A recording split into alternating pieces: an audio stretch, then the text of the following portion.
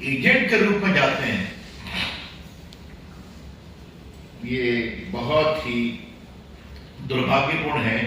और बंगाल के लोगों का टैक्स पेयर का पैसा क्या पुलिस को पर्सनल प्रॉपर्टी बनाया जा रहा है, ये हम जरूर कहना चाहेंगे। और एक अंतिम सवाल मुझे उठाना है,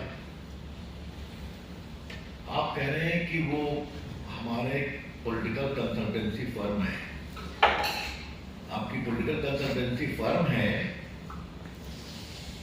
या टीएमसी के अनअकाउंटेड मनी और स्लश मनी को पार्क करने का फर्म है? फिर क्या ये जो संदेहास्पद परिस्थितियां हैं, ये कई सवाल पैदा करती है।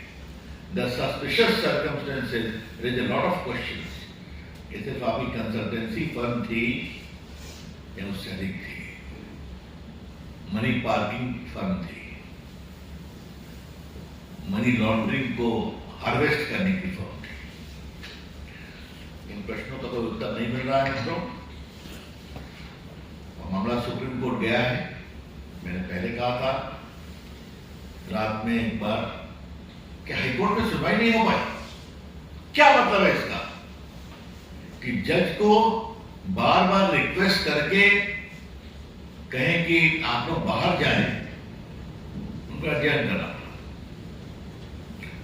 फिर सब बातें कहते हुए अब आई हैं ईडी सुप्रीम कोर्ट में, और सुप्रीम कोर्ट में ईडी ने क्या क्या कहा है वो काफी मीडिया में चर्चा में भी आया है। अगला हाई कोर्ट है सुप्रीम कोर्ट, तो उससे वो क्या कर रहे थे, कोरस्पॉन्डिंग में क्या क्या काम कर रहे थे, गोवा कनेक्शन क्या था, ये मिस्टर माझी क्या है, लाला बाबू कहते हैं उनको, ये सब चर्चा में आई होगा। और किसका क्या प्रोटेक्शन है ये भी चर्चा में आई। ममता जी, मुझे आपसे अंत में एक ही बात कहनी है, आपकी पार्टी से नैतिकता की दुहाई देना बंद करिए। बिल्कुल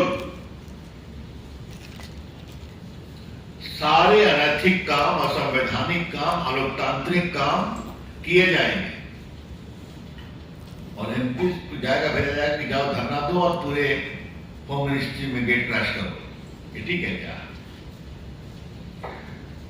कुल मिलाकर की स्थिति यही है कि ममता जी की राजनीतिक यात्रा अब हार में बदलने वाली है। 2 महीने बाद, 3 महीने बाद घबराहट है, और घबराहट में तो गड़बड़ लोग करते ही हैं, यही वहां हो रहा है। धन्यवाद। I am open two questions now. किसी को कोई सवाल है तो एक करके पूछ सकते हैं।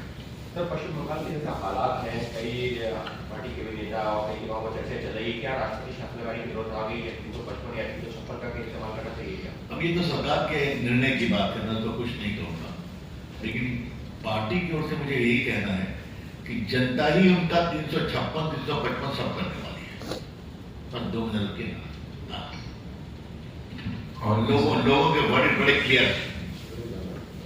सर, आपने जैसे कहा शुभेंदु अधिकारी के गाड़ी में हमला हुआ है, कुछ दिन पहले वहाँ के राज्यपाल को भी धमकी दी गई है जान से मारने की। तो ये जो लॉ एंड ऑर्डर स्थिति बन रही है बंगाल में, तो केंद्र क्या इसमें कुछ निर्णय ले सकता है चुनौती? ये सभी चीजें संज्ञान में तो नहीं है।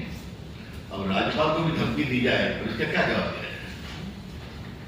दुर्भाग्यपूर्ण है, फैसला करते हैं इसकी, और बंगाल की पब्लिक ये सब देख रही है।